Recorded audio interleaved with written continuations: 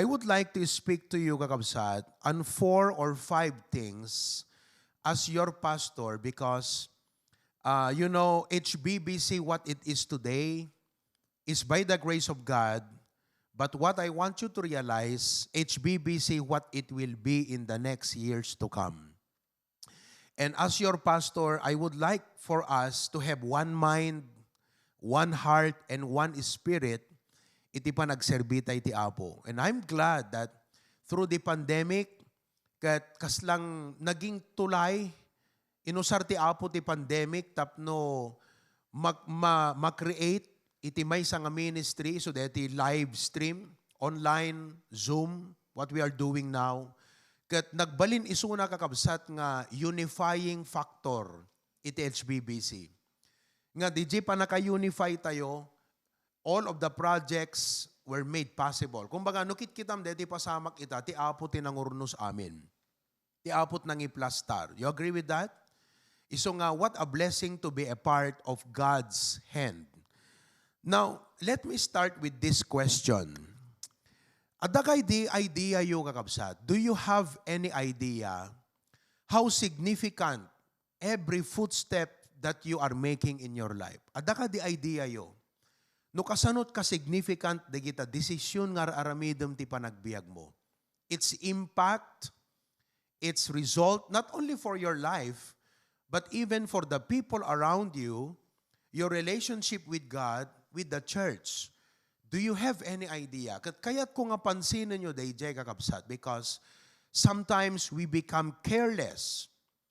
Careless in a sense that we do not think of the aftermath or the result, the effect, the impact of our decisions in life. We only care about ourselves. We only care about, kumbaga, nag-ilit di panunot tayo, aya kakabsat. Sa bali, di nailit nga dalan. Tinailit nga dalan, iso di pa nagserbi ti Apo. Di nailit nga panunot kakabsat, han na makita, nga ikonsidera, di gito epekto kan resulta, di gito ubraan na ti biyag na kakabsat. Nailit nga panunot. The Bible calls it foolishness. We make foolish decisions in life. Do you see how that your footsteps can make a positive impact for the Lord? Kung sana gawin mo ito, sumunod ka sa Diyos, mag-obey ka sa Kanyang kagustuhan, kahit mahirap, nakikita mo ba how that footstep can actually make a positive impact for your family, for your children, and for your church? So let me put all of these things together into this one message. 4 things I would like for you to see. Number 1, kakabsat, I would like to encourage you today to first of all, renew your mind. Everything begins with this. It does, the Christian life is not determined by how much money you have, but it is all about your mindset. It is not determined by your place. No, dakat Hawaii, dakat Australia, Korea, uno Pilipinas. Because we are, adata yu tilubong, agwadumat sistema, but the Christian life, the success and the impact of your Christian life is not determined by the place. It all begins with your mindset. So kaya't ko nga ma-realize yung kakabsat, how important it is for you as a Christian to renew your mind. The Bible says in Romans chapter 12, verses 1 and 2, in verse 1 it says, I beseech you therefore, brethren, by the mercies of God, that ye present your bodies a living sacrifice, holy and acceptable unto God, which is your reasonable service. In the spirit of the Apostle Paul, nga nangisurat kadeti nga letter to the people in Rome, he was beseeching them. The word beseech means, we call it in English, please. The word please will never be found in the KJV, but it is a modern explanation of the word beseech. He was telling the brethren, please, kakabsat. When he is pleading, it is not because he is inferior than them, but he simply wanted to stress a very important point. Just like a mother or a father would plead to her children, It is not because she is inferior to her children that her children are more superior. But she is trying to stress a very important point that her children should consider, should not take for granted or very lightly. So when Paul was talking to them, he wasn't inferior in approaching them by saying, please, please kakabsat. And as your pastor today, I plead before you, you cannot grow in your spiritual life. I can preach and preach and preach and preach to you for many, many years. But I'm pleading to you, you can never grow under our preaching if you do not surrender your life to God and renew your mind. Uray manunga preaching, uray manunga program, revival meeting, conference, camp, seminars, and all. Ibagak kada kayo kakabsat. Di kay tupulos agrow, awan tupulos pagbungaan, dagiti maibagbaga kada kayo. Nuhaan niyo nga isuko dagita biyagyo iti Apo, nga para ti Apo, ket saan niyo nga pabaruwen dagiti isip yo. Kada kayo nga nabaybayagen, nga idi umuna nga gundaway ti spiritual life mo, ket insukom ti biyag mo nga para ti Apo, pinabarum ti panunot mo, but because sometime in your life, imay dagiti parikot problema, uno imay iti prosperity ti panagbiag, ket kasla nagbaling kan nga selfish, nagbaling kan nga self-centered, nga awang pinanunot mo no dilaeng iti sarilim kakabsat, kayat ko ti magipakaasiking ka, kayat nakangausaran iti Apo, mas kuma nga mausar na ka ti Apo tanabaybayag ka na Kristiyano, at adot na adalmon, mas kabisadom iti Christian life, ngem hana ka mausar iti Apo, hana blessing tabiyag mo, hana maka-inspire kadagiti new believers because you have turned self-centered. So the first thing is renew your mind. Verse 2, kung na di Bible, and be not conformed to this world. Hangka nga makiyalubog iti lubong. Hamo nga tuladen, do not make the world your pattern, but be ye transformed. That should be your desire in life. Sino kada kayo ti kayat at mabalbaliwan kakabsat? I need not ask that. Actually, dapat no Christian ka, kat nam amum iti Apo, given kayat mo dapat ti agbalbaliw. Di ba no kumakasla kanya kakabsat medyo lumukluk magak, obese, I'm getting fatter almost every day. Kat no ma-realize ko nga I should be healthy, not because I am fat, but I believe kakabsat I should, hangat ekpakutungak gaputan na lukmegak, ngem kayat ko kakabsat ngagbalinak nga nasalunat. Hamo kailangan nga damagan no kayat mo ag-diet Kasi kayat ko dapat ti ag-diet, kayat ko dapat ti ag-exercise. I must be willing to go through the necessary discipline because there is something I want in life. So if you really want God in your life, if you really want to honor God and glorify Jesus in your life, you must want to be transformed. Now, how will you be transformed? Let's continue the verse. Be transformed by the renewing of your mind, that ye may prove what is that good and acceptable and perfect will of God. As a pastor, han nga nalaka kakabsat nga agan-anos ka nga isuro ti will of God. Kasi han nga amin nga tao receptive.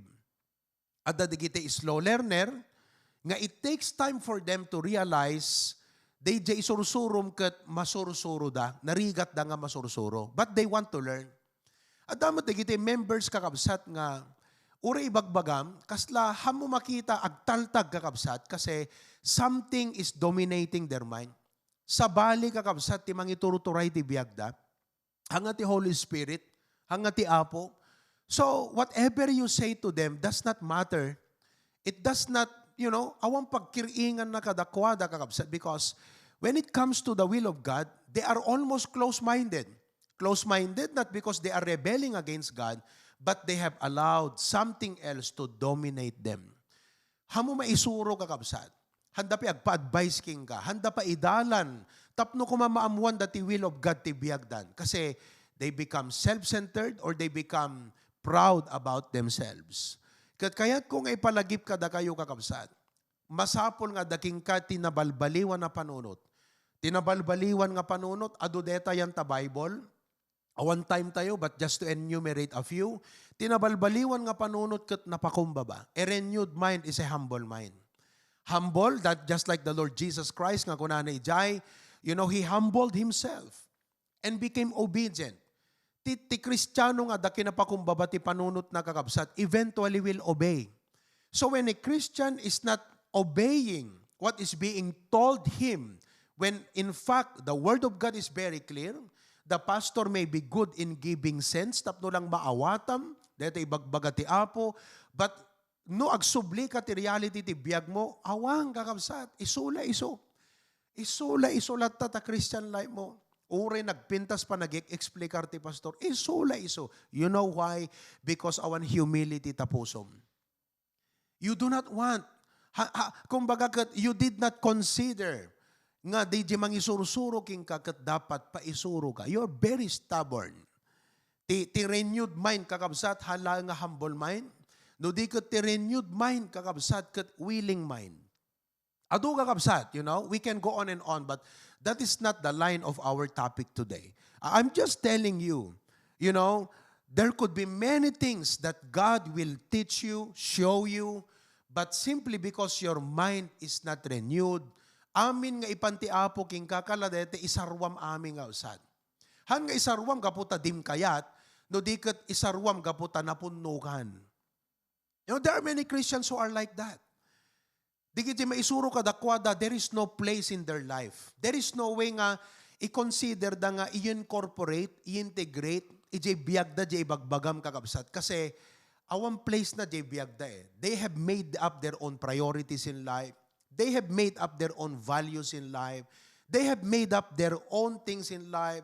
So whatever you say, ijay kat panunot ng kat makirinrin na son to justify the position na kakabsat. Haanan nga aklonen kan awatan jay bagbagam, no man pa'y ma-realize na jay panunot ng gaputahan na mapanawan, di giti nga waste na kakabsat, i-justify na jay panunot na dayja. Makirin na son. Han naman nga personal nga ibagageng kang his reasoning out in his mind. Nakita yung kakabsat? So as a pastor, haan nga nalaka ti duty mi nga agilaw-lawag ti sao ti Apo, dahito ti pagayatan ti Apo, da kayo nga fathers, kastoy ti aramiden nyo, da kayo nga mothers, kastoy. It really takes the Holy Spirit to really convict the heart. Kat no awanan kakabsat, no hanadingganan, it is still small boys, di kita, umayan ti pamalagip, umayan di kiti panaplit, umayan, haan nga kaputa ti Diyos kat kagura na ka, kagura na di ubram, kat kayat na nga ilintag iti biyag kakabsat. Iso nga, you know what? You need to renew your mind. The bottom line is, renew your mind. Renew your mind means, Apo, here am I empty myself, okay? I-empty ti panunot ko, Apo, I am willing to unlearn the ways nga naking kagawi aktibiyag ko, dahito iti naging position ko, dahito iti naging rason ko, kasto iti indakdakkel ko Apo nga ugali, panunot, I am willing to unlearn those ways so that I can learn your will in my life. My question to you is, are you willing to learn the will of God in your life? Itayag yung manti imayon, willing kayo kakabsat, nga makasurusuro ti pagayatan iti Apo iti biyagyo. Willing kayo lang nga paiduron. Amen. Paiturayan. Kan paiturong iti sa uti Apo iti biyagyo.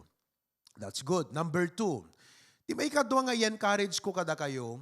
Number 1, I encourage you to renew your mind. Number 2, I exhort you to envision your life. Envision your life as a future guide.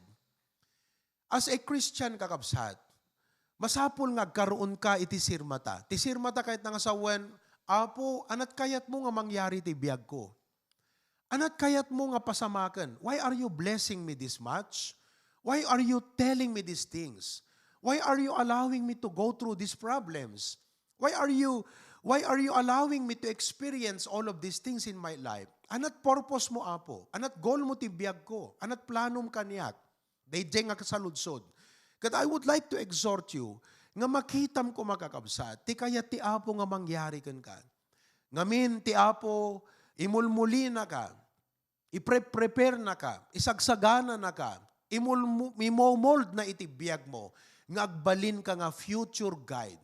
future guide, haan nga kas kadagiti mabuybuyayo yan ti cellphone no social media nga coach to wealth, coach to financial success, coach to many, many things, but as a spiritual guide.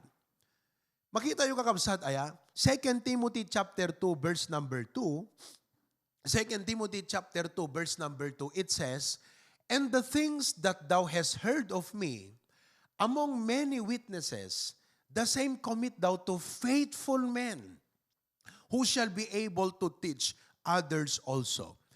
So makita yo, nga iti plano ti Apo kakabsat, kunana kini Apostol Pablo, ni Apostol Pablo kunana kan Timothy, Timothy, dagiti na insurok king ka nangagam kanyak, isurumot ka dagiti faithful men. Nga isuda kat isurudan tumot iti sabali. Now, I believe kakabsat, deto'y pa nagbalinta yung HBBC family. Hanga deto'y ikang kayot panunot nga nangat ngato, nga deto'y pangarap nga kasla pagpalangguad tayo.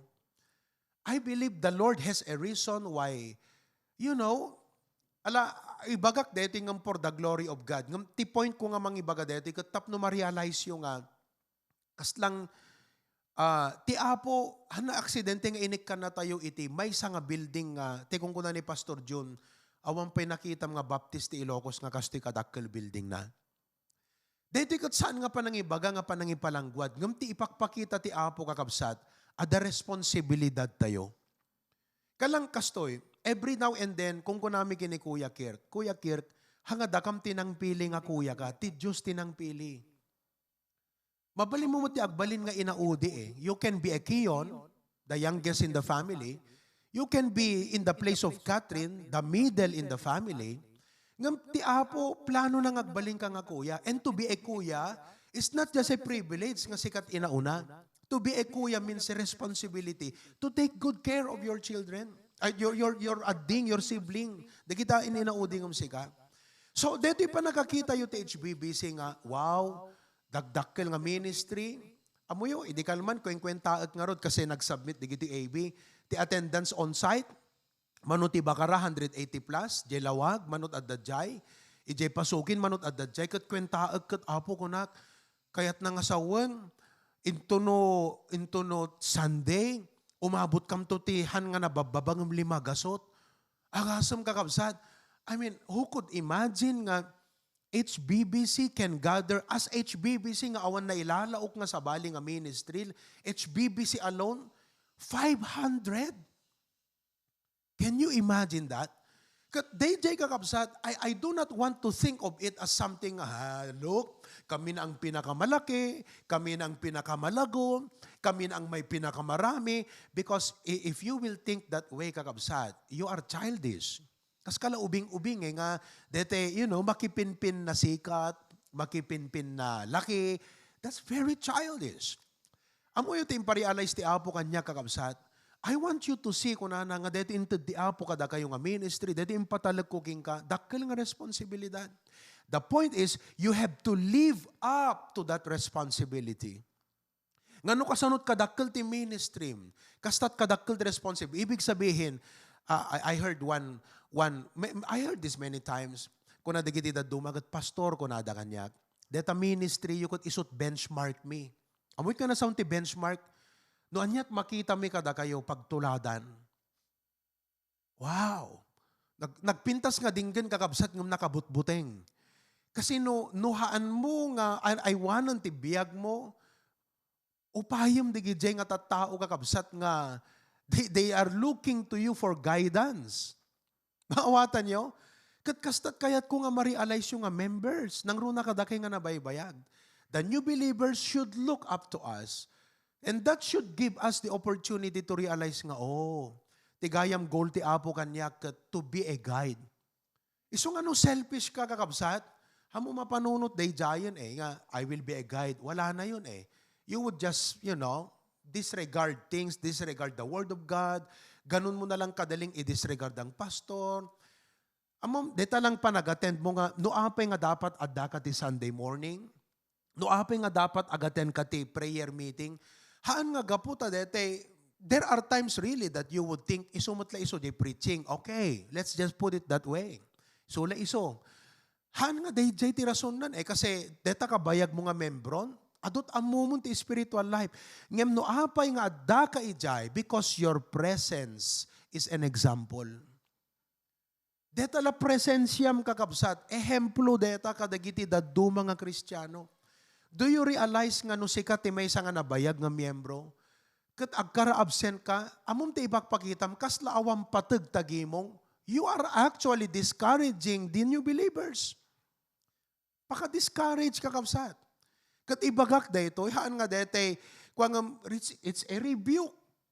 Tapnon ma-realize yo ka kabsat because from this point envision your life as a future guide. Kas naganak, di ba? At dadigiti banag nga uri, dim kumakayat nga aramidem, ngam dapat nga aramidem kasi ada anak mo Agasam ta, kasano nga isurum ta anak mo kakabsat, ti important siya prayer meeting, di kamot maki-prayer meeting. Come to think of it. Kasano nga iparealize mo nga anak ko, tunusikat adda pamilya na ipatagmot prayer meeting, kat deta lang ubramon kakabsat, kat hamo ipakita, uri anat ibagbagam nga rason. I mean, there may be some unavoidable circumstances, pero no kang kanayo lang nga kastan, ipaspasin mo daag mo kakabsat. Nga awan, panangipatagmon day nga prayer meeting. There you have reasons, pero ti kayat ko nga makitam, how about being a future guide? Iniisip mo ba yun? Iniisip mo pa ba yan? That your footstep is a blueprint to the next generation. And even to the future generations. And even to other believers at that. Ma-realize yung kakabsat. So, dito nga panunot iti matured nga Kristiyano. Ngamuans nga dete lang ay tayo di pampanunot tayo.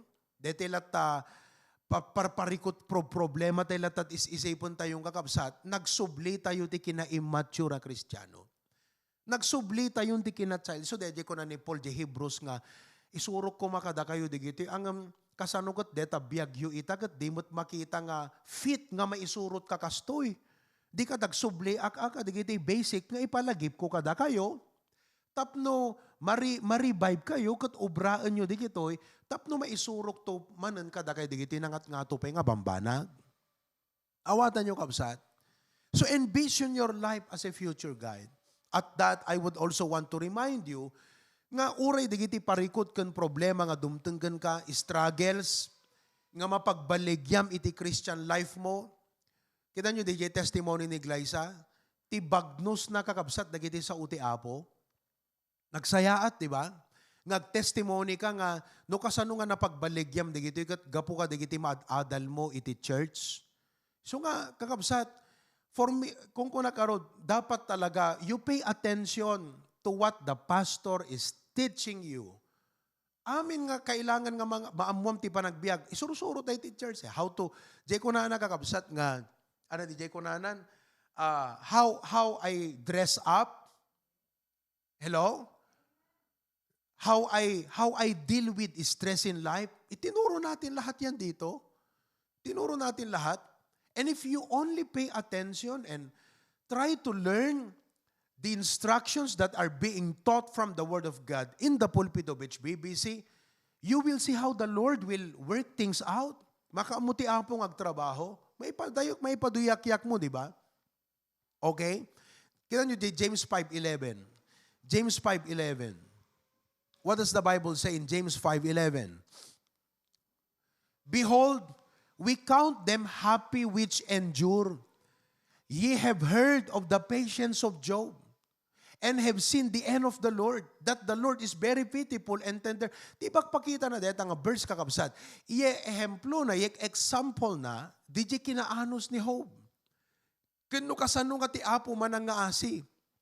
Ibig sabihin, di gayam pasamak ti biag ni Job, God was just creating a story. A story that will inspire the suffering believers. A story that will encourage the suffering Christians, the suffering Baptists, nga no matter what they will go through, I think nobody has gone through a more bitter circumstance than that of Job. Having lost his family, having lost his wealth, pero naging matapat siya sa Panginoon. And I wonder that if you as a believer, having lost many things in life, pero mananatili kang matapat sa Panginoon, yang buhay mo ay pwede mong sabihin sa kanila, alam nyo, hindi issue yung may pera ka o wala. Ang importante, you remain faithful to the Lord because God is very compassionate. Nga mabaling mo nga ipaduyak-yak nga kakabsat, ti Diyos tayo manang nga asi. Nagluk ng ti puso na. Ado digiti moments ti biyag ko, nga iti pa nagpagpakaasik, king kwa nga tulungan naktapno laeng, makapagserbiak, ta nagrigat iti pa nagpatpatuloy ko, nagrigat ti pa nagserbik, nagrigat para kanyak idi uray pa'y umay pa nakigimong. Gaputa nagado nga parikot, problema ti biyag ko ngam ti Diyos tinulungan na. Di kita nga testimony kakabsat. Isipin mo no anat dating na, anat impact na kadagiti new believers. Kung nadan tumot ti sarili da, kas jay ti kayat ko nga pagbalinan. Kas jay kumamot ti katibkir ti pamatik. You know? Kas jay kumat kinapakumbabak ti Apo. Inspiration, di ba? Nga ibagam nga muyo, nagado nga paggastuak, amo ti Apo da ita. Ngam talaga nga ti pusok, hangko nga dete, ipaida mo no, anak nga dete, talagang itud ko ti apagkapuluklat ta ti Apo. By the grace of God, uray nagadot naggastuak, jak nang langan ti pa nag-tithes ko. Jak nang langan ti pa nag-first fruit ko. Jak nang langan ti pa nangdad ko. Amuyo, kung kunam, di ba? Nagpagpa-commitment ni Pastor, idi makasangit ti riknak. Gaputa, nagbasit ti resources ko. But I always wanted to be a part. And you know, I thank God because His grace is amazing. Dagiti dinawat ko nga i-claim ko ti Apo, tapno lang adamated ko ti ministry. God, ano no kastat ibagbagam kakabsat, uray sino nga Kristiyano at mangdingag, di ba kung na wow, sana all. Angam no, imay ti parikot problema, naupay ka, you know, hangkamutan nga mangted, hangkamut nga magigimongan. Dete, naging bitter ka ti life mo kakabsat. Nga di nga kinabiter mo, kas lang aminan kat mairamramanan. Pati pamilyam, maging bitter ka, pastor mo maging bitter ka. Amin kat may ramraman ng kakabsat, anat napintas nga sarita matestimonyo nga rod. Anat may testify mo nga rod kakabsat. Are you following? You know? So it is very important that you see yourself as a future guide. Oh, Pastor, how about no ti biyag ko kat adot failures ko? Dete, binigok ti Apo, nag-disobey ak. Tapos, you know, Pastor, ti biyag ko kat dete, nukit kita kat I am not a good example to the believer. Amom ti dapat nga aramidem, tapno agbalin ka nga guide, bumangon ka. Kat ipaduyak-yak mo nga ipakitam ka dagiti believers no kasano, nga uray kasanot pa nakaitiklib mo, ti kapo kaya na ka nga i-restore. Nga no i-restore na ka, willing ka laeng nga pa-revive. Ma-revive ka. Nagpintas ni Jack testimony kang amom, dimteng ti point ti biyag ko nga, nabayaga ko na Kristiyano nga nasulisugak. Nasulisugak nagtampo ti Apo, kaput problema, nagsubli ak ti lubong, nagbackslide ak, naging inumak, nagtalagang, amok nga Kristiyano ak. Amok nga, adda ti Apo kanyak, nagsuitirik na, talagang akasday nga ti Apo talagang kinamat na, pinagsubli na ti Apo. Dete talaga nga, tagsubli ak ti Apo kakabsat. Kat dete nga pinagsublik iti Apo, talaga nga, adupelat sapsaperek nga consequence, di gidya nga inubrak, nga panag-backslide ko, ngem, talaga nga kunak Apo, hangko kayatan nga sublianan day jay, agpatpatuloy ak. You know what you are telling? You are not encouraging believers to backslide, but you are actually encouraging those who are living a backslidden life, nga handa tuloy ti pa nag-backslide da, no di kat dapat agsubli da kumay ti Apo. Everything is a story.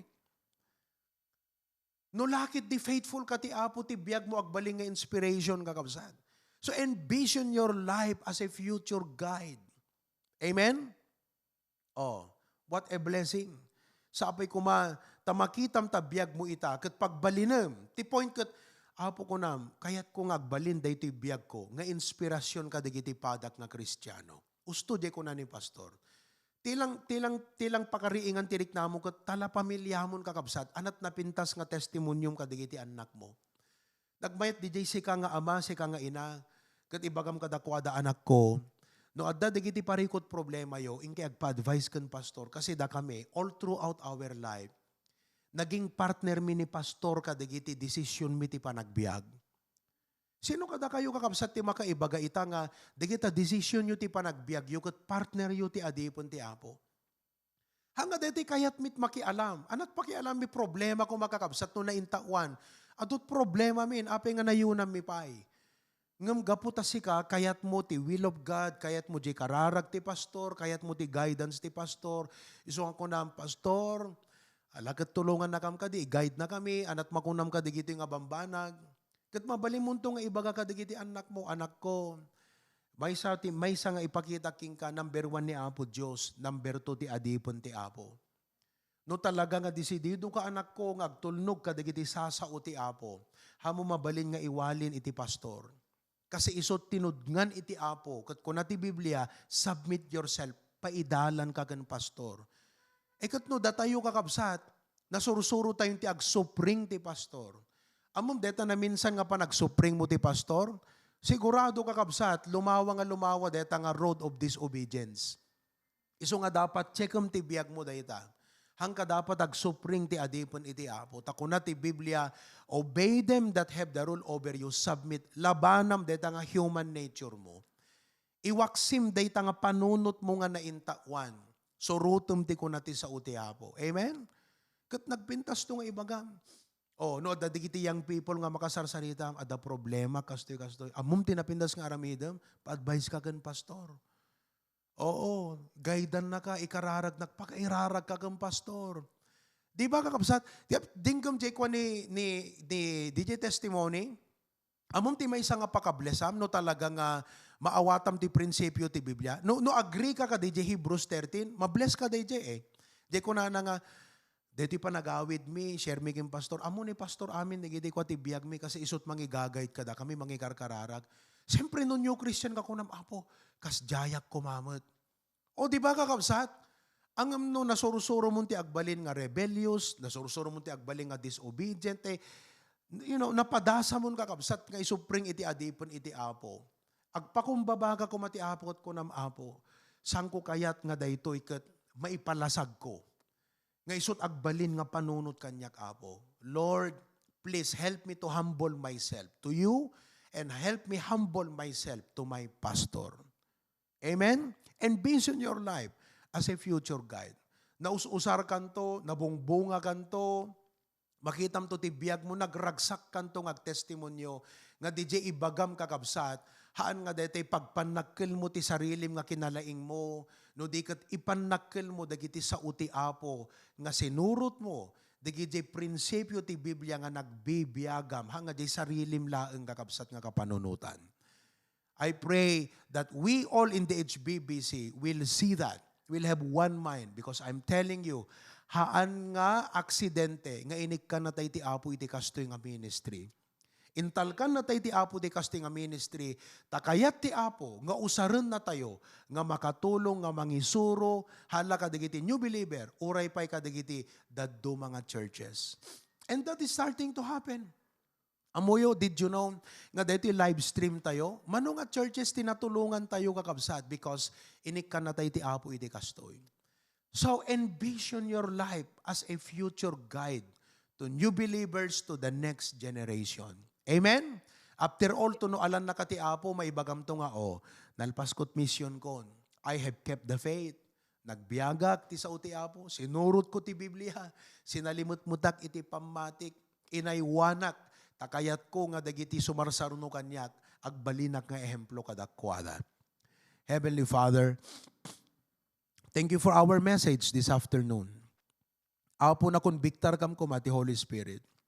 Kat na-realize mi kumaapo Diyos, dagiti nagkurangan mi. Tulungan na kami, dito nga message kat riniing na kada kami ti kinanakem, kinatakneng nga panunot Apo. Nga sang kami ngagsubli ti kinaubing-ubing nga Kristiyano. Nga da kami pa'y mo ti encourage. Da kami paimot dete kasla mapalpalagipan apo. Idinto nga dapat amumin dagiti ubraami. No mampay, kasapula mi nga talagat mapalpalagipan. Ngam saan kam ko mga gubing-ubinganan apo. Tulungan na kaming agtakneng ti spiritual life. Tulungan mi ti pastor nga mangiwanwan dagiti daddo mga believer. Tumulong kami apo Diyos ti ministry. Tumulong kami apo Diyos. Hangada kami iti paukod nga Kristiyano. I pray that you help us renew our mind. Kuam ti gloria kan dayaw, kad aming nga nagbuya sa dinuman ti ayanda, sapay ko maapo, sa gidem ida, kat idanon mo kadakwada, nga dahito nga mensahe apo, makarevive ti spiritual life. In Jesus' name we pray. Amen.